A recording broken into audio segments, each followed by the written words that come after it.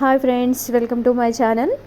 సంక్రాంతికి అరిసెలు అయితే చేసామండి. ఆ అరిసెలకి కాంబినేషన్గా ముద్దపప్పు చేసుకొని తింటే చాలా టేస్టీగా ఉంటుంది. సో దానికోసం నేను ముద్దపప్పు చేశాను. ముద్దపప్పుకి కావాల్సింది చూద్దాము. నేను 1/4 కప్పు కందిపప్పు తీసుకొని కడిగి పెట్టుకుందాము. పప్పు అయితే శుభ్రంగా కడిగాను. ఇప్పుడు వాటర్ పోసుకుందాము. పప్పు ఉడకడానికి సరిపడా వాటర్ పోసుకుంటే సరిపోతుంది. 1.5 కప్ అయితే పోసాను వాటర్.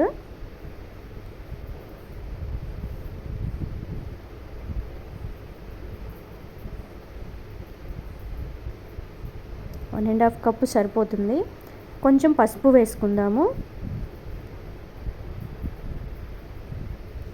చాలామందికి ఇష్టం ఉంటుందండి అరిసెల్లోకి ముద్దపప్పు చేసుకొని తింటే చాలా బాగుంటుందంట. సో అందుకని నేను కూడా ఒకసారి ట్రై చేశాను. కొంచెం పసుపు వేసుకొని మూత పెట్టేసుకొని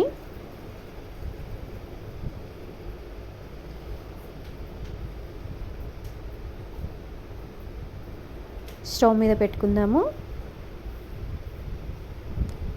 సో 7-8 విజిల్ వచ్చాక బంద్ చేసుకోవాలండి. నాకైతే వచ్చేసాయి. చూద్దాం ఇప్పుడు పప్పు ఎలా ఉడికిందో. చూసారు కదా, చాలా మెత్తగా ఉడికిపోయింది. ఇప్పుడు కొంచెం సాల్ట్ వేసుకొని వెంపుకుందాము. సాల్ట్ అయితే చూసి వేసుకోండి.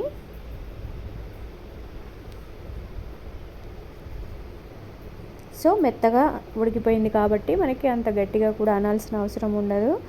సో రుబ్బేసుకొని బౌల్లోకి తీసుకుందాము.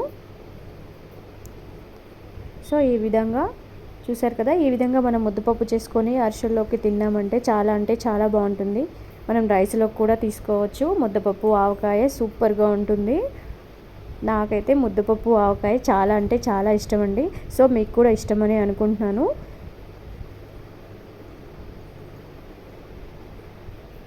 ఇలా బౌల్లోకి తీసుకొని పెట్టుకుందాము.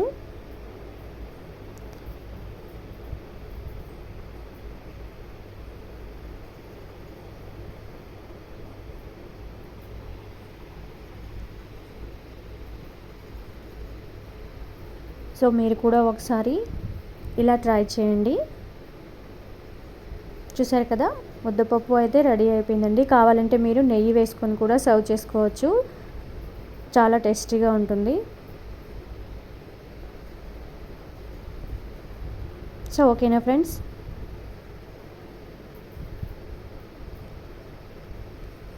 సో ఈ వీడియోని ఒకసారి తప్పకుండా ట్రై చేయండి.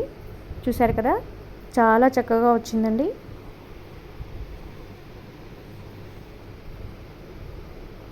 సో ఈ విధంగా చేసుకుంటే సూపర్గా ఉంటుంది.